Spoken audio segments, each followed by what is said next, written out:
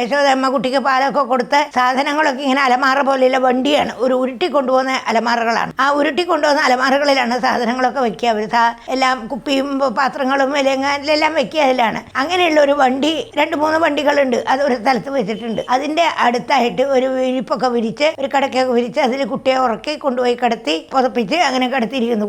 കുട്ടിയെ കിടത്തിയിട്ട് കുട്ടിയുടെ കൂടെ സഹായികളായിട്ടുള്ള കുട്ടിയുടെ പ്രായത്തിലല്ല, അതിൽ കുറച്ചും കൂടി വലിയ കുട്ടി, ചെറിയ കുട്ടിയാണല്ലോ, മലന്ന് കിടക്കുന്ന കുട്ടിയാണ്. അത് കുറച്ച് വലിയ കുട്ടികളുണ്ട്, അടുത്തുള്ള കുട്ടികളൊക്കെ. അവരൊക്കെ അവിടെ കുട്ടിയെ കാണാനായിട്ട് വന്ന് നിൽക്കുന്നുണ്ട്. ആ കുട്ടികളോട് പറഞ്ഞു, ഉണ്ണി ഉണർന്ന് കരയുമ്പോൾ നീ ഞങ്ങളെ വിളിക്കണം, നിങ്ങൾ ആരെങ്കിലും എന്നെ വിളിച്ചാൽ മതി, ഞാൻ വരാം എന്ന് പറഞ്ഞ് ഏൽപ്പിച്ചിട്ട് അമ്മ വേറെ എന്തോ ചെയ്യാനായിട്ട് പോയി, യശോദമ്മ. ആ സമയത്ത് ഈ വണ്ടിയിൽ ശകടാസുരൻ പറഞ്ഞ അസുരൻ ശക്തി ആവേശിച്ചിട്ട് ഈ കുട്ടിയുടെ മേലേക്ക് വണ്ടി ഉരുണ്ട് കുട്ടിയുടെ മേലേക്ക് മുട്ടാനായിട്ട് പോയി.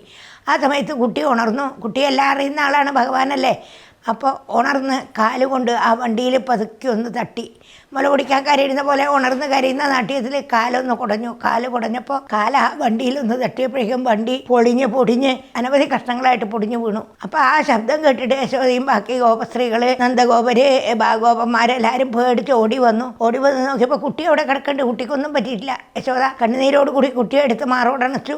പറഞ്ഞു, എൻ്റെ മകനൊന്നും പറ്റിയില്ല എന്ന് സന്തോഷമായി. കുട്ടിക്ക് മുലപ്പാലൊക്കെ കൊടുക്കാൻ നോക്കി. എല്ലാവരും കൂടി കുട്ടിയെടുത്ത് കുട്ടിക്ക് പല രക്ഷകളൊക്കെ ചെയ്തു.